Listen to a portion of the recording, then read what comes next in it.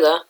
I've recently become really obsessed with Doctor Who, and in doing so, I've realised how toxic the fanbase really is towards the show. Instead of focusing on why Chibnall bad, or why Mark Gatiss ruined the Daleks because colours, I'll instead look at some of the episodes that I really like. First up, Flatline. I'm not sure why I love this episode so much, but I just have loads of fond memories of it, and it's the first one I ever watched twice.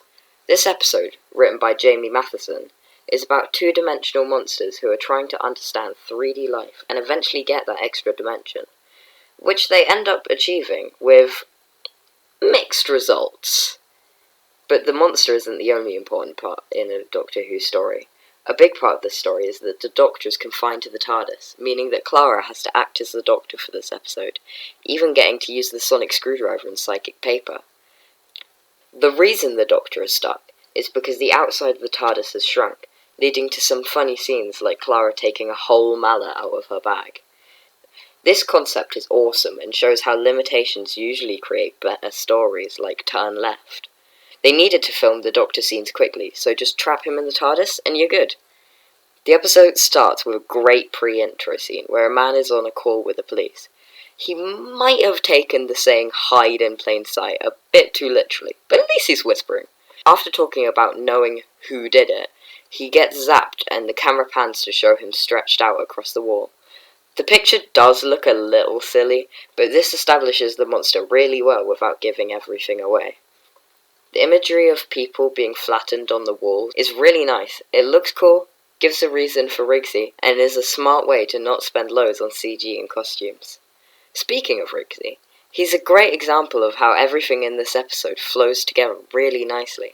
Goes from one idea to the next really well, and the writer thinks outside the box with small things to lead into interesting features, like the zapped people looking like paintings, leading to Rigsy cleaning them up and being in the story. The special effects in this episode are great as well. The chairs being flattened and the police officer being slurped into the floor are great, even if it does remind me of that scene in Night Terrors. Adding to the people in the wall idea is a cool looking map of the human nervous system, spread along the apartment's wall, and in the other, flat, there's a zoomed in view of skin cells. This is what I mean by thinking outside of the box with ideas. Some things in this episode aren't so great though. I don't like the overused trope in Doctor Who of the enemy signalling who they'll kill next, although that is flipped on its head when it's revealed that number 22 is already dead. And the giant hand in the subway seems to just be for spectacle and doesn't really make much sense. George is meant to be a horrible old man, but it's still completely random that he just steals the TARDIS and drops it. This does lead to the interesting inclusion of siege mode though, so overall most of the things that bring it down actually still have a good outcome.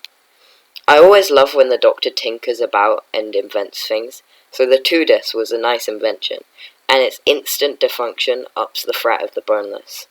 And that threat is huge.